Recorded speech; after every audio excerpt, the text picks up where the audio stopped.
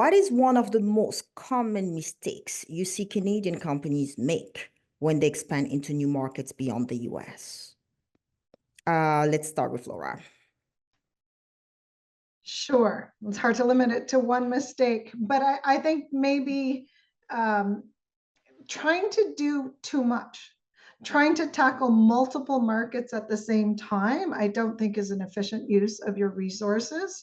I think that if you're going to be strategic about market expansion, you should look at maybe one or two markets at the get-go initially, because if you try to if you try to diversify into multiple markets, multiple regions, I just think that you'll spread yourselves too thin.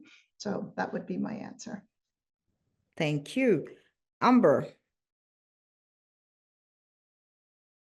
I think that one of the biggest mistakes is just simply not fleshing out a sales process, a marketing plan, and an after-sales process well enough. Follow through on a lead is lacking. Marketing material hasn't been culturalized or localized.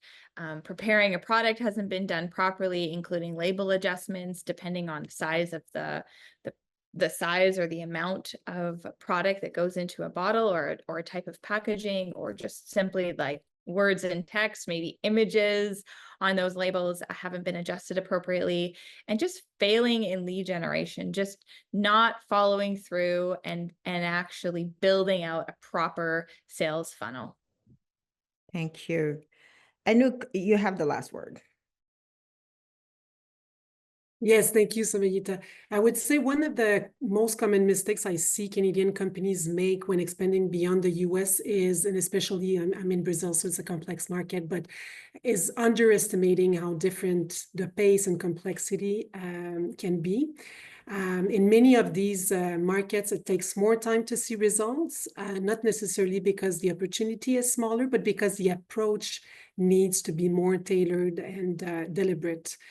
You often have to navigate different regulatory environments, business cultures, and we touched upon these elements earlier in the webinar.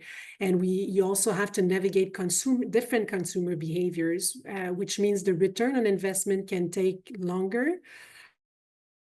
If you're used to the faster feedback or the faster pace of doing business in the US. But when companies take the time to prepare well and really understand the local context and build the right relationships, that initial investment in time and resources usually pays off. And what's often missing in that longer term mindset is that, we try to always encourage companies to think beyond quick wins and focus on building a strong foundation. And I think it summarizes a little bit what we talked about earlier in the webinar. So this is what really drives success in these more complex markets or different markets.